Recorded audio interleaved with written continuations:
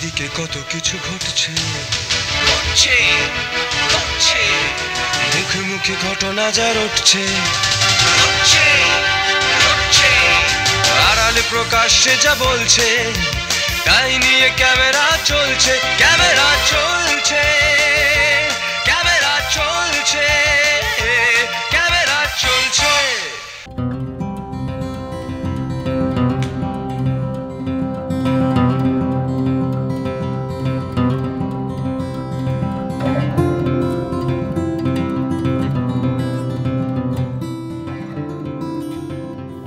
সালটা 1951।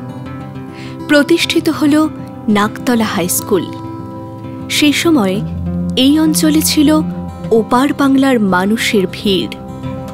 সমস্ত কিছু ছেড়ে এলেও তারা কিন্তু নিয়ে এসেছিলেন শিক্ষা, মেধা আর নতুন প্রজন্মকে পড়াশোনার মাধ্যমে মানুষ করে তোলার প্রতিজ্ঞা।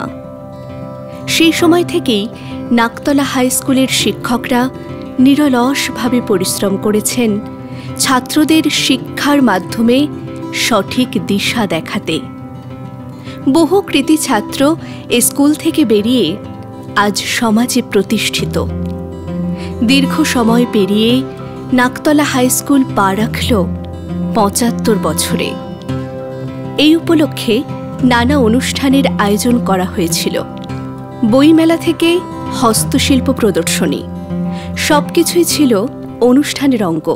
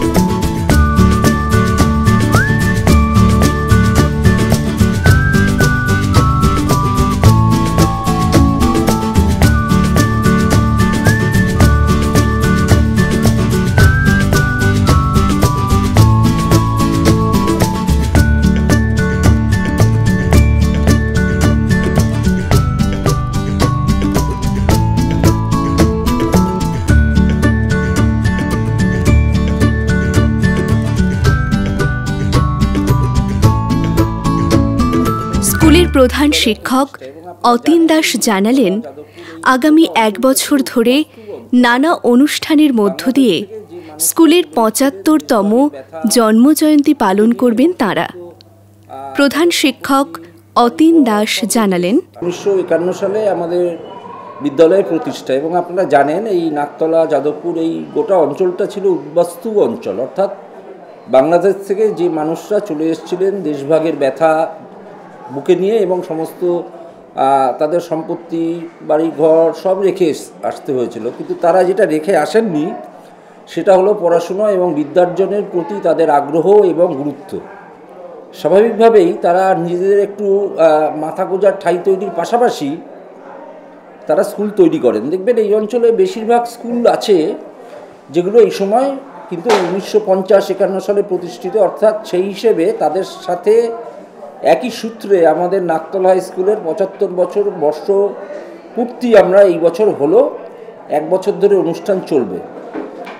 এখন আমাদের বিশেষত্বটা কোন জায়গাতে? আমাদের বিশেষত্ব এই জায়গাতে যে দেখুন, আমাদের স্কুলে প্রথম 53 সালে স্কুল ফাইনাল পরীক্ষা দেওয়ার জন্য অনুমতি পায়, এবং তার 2 বছরের মধ্যে 54 সাল, তার পরের বছর 55 সালে আমাদের স্কুল থেকেই স্কুল ফাইনাল পরীক্ষাতে রাজ্যের মধ্যে প্রথম হন সুভাষবাবু, সুভাষ ভট্টাচার্য, সুভাষদা। ফলে আমাদের আর তারপর থেকে যাকে পরিভাষায় বলে ফিরে তাকানোর ব্যাপার হয়নি। আমাদের খেলাধুলা, পড়াশুনো, সরকারি গ্র্যান্ট, প্রথম দিকে স্কুলের বিল্ডিং ছিল না, শিক্ষকদের বেতনের জন্য এখানকার মানুষরা শুনেছি যে মাসে 1 টাকা করে দিতেন, কেউ বাড়ির থেকে টিন সংগ্রহ করেছেন। প্রতিষ্ঠিত যে সমস্ত শিল্পীরা ছিলেন, অপরেশ লাইরির থেকে শুরু করে কালী ব্যানার্জি, তারা আমাদের স্কুলের জন্য ফাংশন করেছেন 2 দিন, এবং সেই অর্থ স্কুলে এসছে। এমনকি গত বছর 15-20 আগেও মনে আছে, নট্য কোম্পানি যাত্রা অনুষ্ঠান হয়েছিল আমাদের স্কুলে, যাতে করে স্কুলের জন্য অর্থ সংগ্রহ করা যায়। ফলে একদিকে পড়ানোর কাজটা শিক্ষক মহাশয়রা করেছেন, অন্যদিকে শুভানুধ্যায়ী যারা, তারা স্কুলে এসেছেন, অর্থদান করেছেন, শ্রমদান করেছেন, বিনা পয়সায় পড়িয়েছেন। কি করেছেন আর কি করেননি, গোটা বিষয়টার যোগফল হচ্ছে আজকের যে মহিরু বললাম এই কারণের জন্য, আজকে স্কুলের 3টে বিল্ডিং, 1700-র উপর ছাত্র, আমাদের স্কুলে 100টা কম্পিউটার আছে, এরকম মোট 3-4টে ল্যাবরেটরি আছে, আমাদের একটা ইলেকট্রনিক্স ল্যাবরেটরি আছে, 5টা স্মার্ট বোর্ড আছে, আমাদের জিম আছে, নাটকের টিম ইত্যাদি ইত্যাদি। এই কথাগুলো বললাম এই কারণের জন্য যে আপনারা সবাই জানেন যে শহরাঞ্চলে তো বটেই, সরকার পোষিত বাংলা মাধ্যম স্কুলগুলোর প্রতি অভিভাবকদের একটা অনীহা আছে। এখানকার যারা দুর্বলতর অংশ, তারাও চান ইংরেজি মিডিয়ামে ছাত্রদের পড়াতে। সেটা কী কারণে, কেন, সেই ব্যাখ্যায় না গিয়েও বলা যায় সমস্ত স্কুলগুলি এখন ধুঁকছে ছাত্র কম থাকার কারণে। কিন্তু এর মধ্যে আমরা নাকতলা স্কুল কিন্তু এগিয়ে আছি। আমাদের এতজন ছাত্র এসছে এবং আজকে বিরাট অনুষ্ঠান, বিল্ডিংকে সাজানো হয়েছে, নতুন করে সংস্কার করাটা শুধু নয়, আর যা কিছু দরকার, এবং এত অনুষ্ঠান যা খরচাপাতি হচ্ছে, আপনাদের মাধ্যমে আমরা সবাইকে জানাতে চাই, এই সমগ্র বিষয়টা কিন্তু আমরা করতে পেরেছি ছাত্রদের থেকে একটি পয়সা সংগ্রহ না করে, মাইনের সাথে আমরা একটি টাকাও না নিয়ে। এটা এসছে থেকে প্রাক্তন ছাত্রদের থেকে। প্রাক্তন ছাত্ররা কেন দিলেন টাকা, তার কারণ আমেরিকায় থাকুন, দেশে থাকুন, অস্ট্রেলিয়ায় থাকুন, নিউজিল্যান্ডে থাকুন, সব জায়গার থেকে টাকা এসছে। দেশের মধ্যে উচ্চ পদে, মধ্যপদে, নিম্ন পদে যেই আছেন টাকা দিয়েছেন, কারণ তারা মনে করছেন তারা আজকে যেই মাটিটায় দাঁড়িয়ে আছেন সেখানে মাথা সিট দ্বারা উঁচু করে দাঁড়ানোর শিক্ষাটা স্কুল থেকে পেয়েছিলেন। এই বিষয়টাই আপনাদের কাছে আমরা আপনাদের মাধ্যমে সবাইকে জানাতে চাই। সরকারি স্কুল হলেও এই কাজ করে আমরা ছাত্রদের মধ্যে ভ্যালু যেটাকে বলা হয়, যার আজকের সমাজে খুবই অভাব দেখা যায়, সেই কাজ আমরা করে চলছি। পড়াশুনো এবং তার পাশে অন্যান্য সমস্ত কারিকুলার অ্যাক্টিভিটির মাধ্যমে একটি ছাত্রের উন্নতি যাতে হয়, সেই কাজে আমরা ব্রতী ছিলাম এতদিন, আমাদের পূর্বের শিক্ষকরা ছিলেন, এবং আগামী দিনের শিক্ষকরাও এই কাজ চালিয়ে যাবেন, এই প্রতিশ্রুতি আমরা আপনাদের কাছে দিচ্ছি। ক্যামেরা চলছে।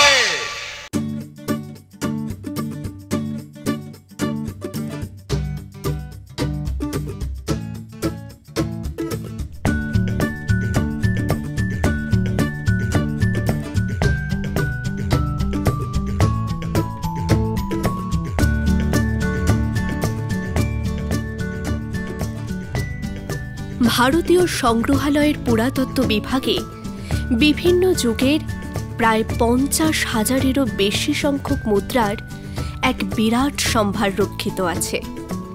আনুমানিক খ্রিস্টপূর্বাব্দ 5ম শতক থেকে শুরু করে বর্তমানকাল পর্যন্ত প্রচলিত ভারতীয় উপমহাদেশের বিভিন্ন অঞ্চল থেকে প্রাপ্ত এই মুদ্রাগুলি ভারতের রাজনৈতিক ও অর্থনৈতিক ইতিহাস ছাড়াও প্রাচীন আমলের ধর্মীয় তথা সাংস্কৃতিক ইতিহাস বোঝার জন্যেও বিশেষ সহায়ক ভূমিকা পালন করে।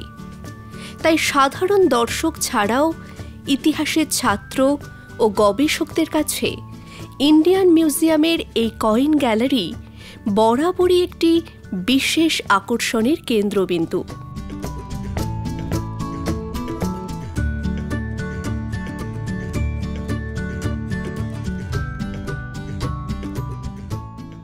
What was required to mint a coin?